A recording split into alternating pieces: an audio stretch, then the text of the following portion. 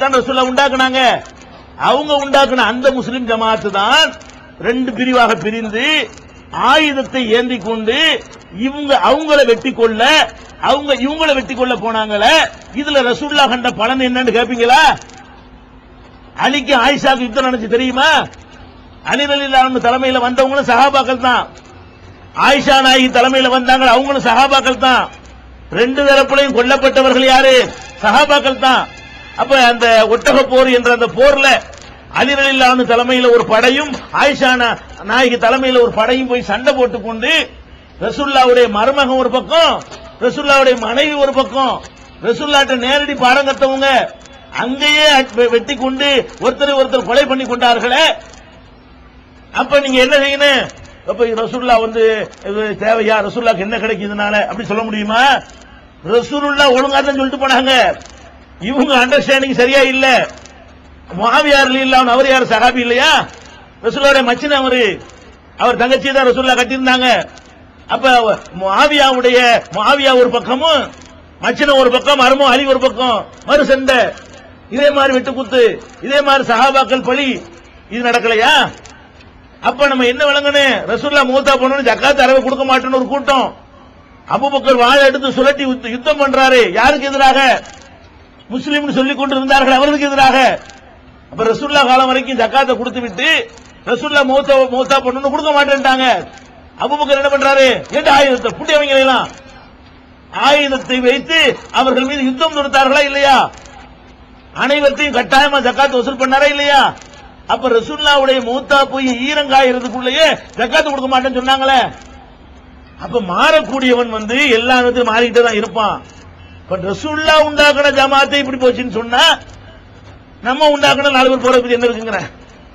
ரசூலுல்லாஹ் உண்டாக்குன ஜமாத்திலேயே ஜக்காத்தை கொடுக்க மாட்டேன்னு கூட்டம் கிளம்பிருச்சே. அலி ரலியல்லாஹு அன்ஹுடைய காலம் 30 வருஷம் கூட ஆகல.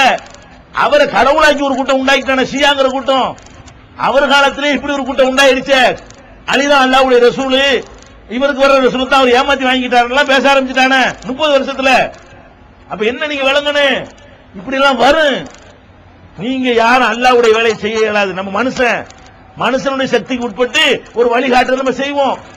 நபிகள் நாயகம் ஸல்லல்லாஹு அலைஹி வஸல்லம் அவங்களே நமக்கு என்ன சொன்னாங்கன்னு கேட்டா, இஸ்ரவேல் சமுதாயம் 72 கூட்டங்களாக பிரிந்து போனார்கள். இந்த சமுதாயம் 73ஆ பிரியும். ரசூலுல்லாஹ் சொல்லி இருக்கிறத போய் தடுத்து நிறுத்த இயலாது. அல்லாஹ்வுடைய ரசூலை என்ன முன்னெடுப்பு செஞ்சாங்க? 72 கூட்டங்களாக மத்தவன்லாம் பிரிஞ்சு போயிட்டான். என்னுடைய உம்மத்து 73ஆக பிரியும், 72 நரகத்துல போகும், ஒண்ணுதான் சொர்க்கத்துக்கு போகும். அதை ஒழுங்கா பார்த்து இருந்துக்கன்னு சொல்லிட்டு போயிட்டாங்களே தவிர பிரியாதுன்னு சொல்லி கேரண்டி தரல. பிரியும். பிரிஞ்சாலும் நீங்க என்ன செய்யணும்? எது கரெக்ட் நீங்க சிந்திக்கணும், நீங்க ஆய்வு பண்ணணும். 73 இருக்கும் ரசூலுல்லாஹ் சொல்லிட்டு தான் அதுல ஒன்ன தேர்ந்தெடுன்னு சொல்றாங்க. அதனால நம்ம இதுக்கு எந்த கேரண்டியும் தர இயலாது, பிரிவினையே வராது என்றெல்லாம். அப்படி எண்ணத்தை நீங்க பக்குவப்படுத்தினாலும் அவன் பிரிய மாட்டான்னு யாருக்கும் கேரண்டி கொடுக்க இயலுமா? சஹாபாக்கள் விஷயத்துல ரசூலுல்லாஹ் கொடுக்க முடியலையே. ஒரு அளவு கூட அல்லாஹ் வைக்கிறான் பாருங்க, பிரிச்சு எடுக்கிறான். அதாவது ரசூல் சொன்னதை மட்டும் கேட்கிறவன் யார், வெளியே போறவன் யார்? அல்லாஹ் வேணும்னே பிரிவினை உண்டாக்குறான் ஒரு கட்டத்துல. அல்லாஹ் நினைக்கிறான் 100, 75, 80 மட்டும் உள்ள கிடக்கட்டும், இந்த 15, 20 சொல்லிட்டு இருக்குல்ல, இந்த பேருக்கு தௌஹீது இதெல்லாம் காலியா போட்டும்னு சொல்லி அல்லாஹ் என்ன செய்யறான்? ஒரு சட்டத்தை கொண்டு வர்றான். என்ன சட்டம்? இது குர்ஆன் நானா சொல்லல, அல்லாஹ்வே குர்ஆன்ல இது சொல்றான். வேணும்னு செஞ்சாங்கன்னு அல்லாஹ் எப்படி சொல்றான்னு கேட்டா, மக்காவுல ரசூலுல்லாஹ் இருந்தாங்க. இருக்கும் பொழுது காபாவை நோக்கி தொழுதுகிட்டு இருந்தாங்க. மக்காவுல தான் இருக்கிறாங்க, காபாவை நோக்கி தொழுதாங்க. மதீனாவுக்கு வந்தாங்கல்ல, வந்த உடனே பைத்துல் முகத்தஸ் பக்கம் திரும்பிக்கிட்டாங்க. மதீனாவுக்கு வந்தோன்னு நினைச்சிட்டாங்க, காபாவை நோக்காம ஜெருசலமில் இருக்கிற, இஸ்ரேலுக்கு பக்கத்தில் இருக்கிற ஜெருசலமில் உள்ள, பாலஸ்தீனத்தில் உள்ள பைத்துல் முகத்தஸ் என்ற மஸ்ஜிதுல் அக்ஸாவை நோக்கி அதை கிப்லா வாங்கிட்டாங்க. இதை நோக்கி திரும்பிக்கிட்டு இருந்தவங்க அதை நோக்கி திரும்பி தொழ ஆரம்பிச்சுட்டாங்க. கிட்டத்தட்ட 17 மாதங்கள். இந்த 17 மாதங்கள் தொழுத பிறகு அல்லாஹ்ட்ட என்ன உத்தரவு வருதுன்னா, நீ இங்கே மறுபடி திரும்பு. முதல்ல காபா, அப்புறம் பைத்துல் முகத்தஸ், அப்புறம் அல்லாஹ்ட்ட உத்தரவு வருது, திரும்பவும் மக்காவை நோக்கி திரும்பு, காபத்துல்லாஹ் நோக்கி திரும்புன்னு சொல்றான். அல்லாஹ் சொல்றான். சொன்ன உடனே ரசூல் என்ன சொன்னாலும் கேட்பேன்னு நிறைய பேர் இருந்துட்டாங்க. கொஞ்சம் பேர் என்ன நினைச்சான் தெரியுமா? இவர் என்ன இது நேத்து மக்காவில் இருக்கும்போது காபத்துல்லாங்கிறாரு, 17 மாசம் வரைக்கும் இந்த பக்கம் திரும்ப சொன்னாரு, திருப்பி இது அந்த பக்கம்ங்கிறாரு. இவரே நினைச்சு பேசுறாரு இந்த ஆளு அப்படின்னு சொல்லிட்டு அவன் வந்த வழியே போயிட்டான். நிறைய பேர், கொஞ்சம் பேர் போயிட்டான். அல்லாஹ் சொல்லி காட்டுறான், ஒமா ஜஅல்னல் கிப்லத்தல்லதி குன்த அலைஹா, ஏற்கனவே இருந்த கிப்லா இருக்க அதை நம்ம எதுக்கு ஏற்படுத்தி இருக்கிறோம் என்றால், இல்லாலி நஅலம மன் யத்தபிஉர் ரசூல் மிம்மன் யன்கலிபு அலா அகிபைஹி, வந்த வழியே திரும்பி செல்பவன் யார், ரசூலை பின்பற்றவன் யார் என்று வெளிப்படுத்துவதற்கு தான் இதை செஞ்சேன். அல்லாஹ் சொல்றான், அடே வேணும்னு தானே கிப்லா மாத்துனேன். எதுக்கு மாத்துனேன்? ரசூல் என்ன சொன்னாலும் கேப்பியா அல்லது உன் இஷ்டத்துக்கு சொன்னதான் கேப்பியா? இஷ்டத்துக்கு சொன்னதான் கேட்பா, ஓடி எல்லாம் வெளியே போறவெல்லாம் போய்க்க ஃபில்டர் பண்றான் அல்லாஹ். அவர் அல்லாஹ்வுடைய தூதர், அல்லாஹ் சொல்லித்தான் சொல்வார். அப்ப அல்லாஹ்வை நீங்க எஜமான ஏத்துட்டா என்ன அர்த்தம்? இப்படி திரும்படா இப்படி திரும்பணும், அப்படி திரும்படா அப்படி திரும்பணும், அப்படி திரும்ப அப்படி திரும்பணுமே தவிர நீ என்ன நேத்து ஒண்ணு சொன்ன, இன்னைக்கு ஒண்ணு சொன்ன, நாளைக்கு ஒண்ணு சொல்லுவியான்னு கேட்க கூடாது. ரசூல்கிட்ட கேட்க கூடாது, என்கிட்ட கேட்கலாம், யார்ட்டையும் கேட்கலாம். அல்லாஹ்விடத்துல கேட்க கூடாது, அல்லாஹ்வுடைய ரசூல்கிட்ட கேட்க கூடாது என்பதை காட்டுவதற்கு தான் எவன் ரசூலை பின்பற்றான், எவன் வந்த வழியே போறான்னு காட்டுவதற்கு வேணும்னு செஞ்சேங்கிற அல்லாஹ்.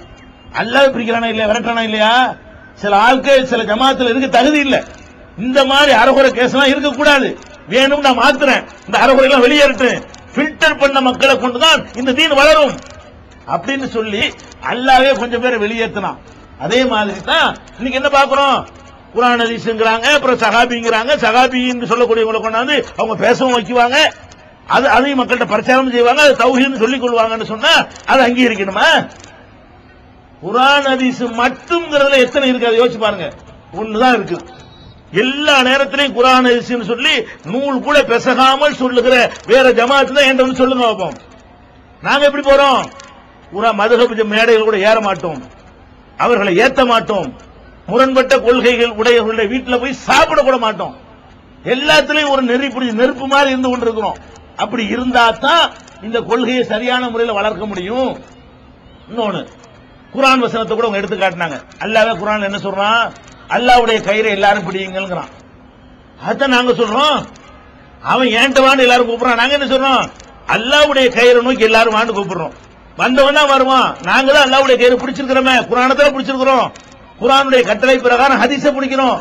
மூணாவதாக யார் பிடித்துக் கொண்டிருக்கிறார்களோ அவங்க தான் அல்லாஹ்வுடைய கயிறை விட்டுட்டாங்க. சஹாபியை பிடிக்கணும்னு எங்க அல்லாஹ்வுடைய கயிறுல எங்க இருக்குது? அல்லாஹ்வுடைய கயிறு என்பது குர்ஆனை தான குறிக்கும். பார்த்த சிமுபி ஹப்லில்லாஹி ஜமீஅன்னா அல்லாஹ்வுடைய கயிற்றை அனைவரும் பிடியுங்கள் அல்லாஹ் சொல்றான். அல்லாஹ்வுடைய கயிறுனா என்ன அர்த்தம்? குர்ஆன். குர்ஆனை வந்து நீ பிடிக்கணுமே தவிர ஒற்றுமைக்காக வேண்டி நான் கயிற்றை விட்டுட்டு உன்னை வந்து பிடிக்க இயலாது. குர்ஆனை வந்து நீ பிடிக்கவா, எல்லாரும் விட்டுட்டு வா, சஹாபி அமீர் ஹிமீர் எல்லாத்தையும் விட்டுவிட்டு குர்ஆன் ஹதீஸ் மட்டும் வா, அப்படி ஒற்றுமை ஆயிரும். அந்த ஒற்றுமையுடைய வாசல் திறந்திருக்கிறது. இன்னைக்கும் நாங்கள் தயாரா இருக்கிறோம். இதை விட்டுட்டு நீ அங்க வான்னு சொன்னா அதுக்கு நாங்க தயாரா இல்ல. ஒரு ஜமாத் இன்னைக்கு ஆகலாம், எப்ப ஆகலாம்? இந்த குழப்பத்திலும் தெளிவு பெற்று ஒரு காலத்திலையும் சாவுற வரைக்கும் குர்ஆன் ஹதீஸ், ஒன்னு லா இலாஹ இல்லல்லாஹ் அதுலதான் குர்ஆன் அடங்கிறது, இன்னொன்னு முஹம்மது ரசூலுல்லாஹ்வுடைய ஹதீஸ். இந்த ரெண்டை தவிர மூணாவது எங்களுக்கு இல்லை. இந்த ரெண்டில் தான் நாங்கள் உறுதியாக இருப்போம்னு சொல்லி யாரெல்லாம் ஒத்துக்கொண்டார்களோ அவங்களுக்கு நமக்கு ஏதாவது சண்டையா, அவங்களுக்கு நமக்கு பிரச்சனை இருக்குதா? இதுவும் இருக்குது இதுவும் இருக்குதுன்றவனால விவகாரம் வருது, அதனால சண்டை வருது. அப்புறம் நீங்க அது தௌஹீத் நினைக்கிறீங்க. தௌஹீத் சரியா இருக்கிறது, தௌஹீத் பிடிக்காதவன் ஒரு காரணம் சொல்லி வெளியே போயிட்டான்னு நினைச்சு பாருங்க, குழப்பம் இல்ல. தௌஹீத்ல எந்த குழப்பம் ஏற்படல.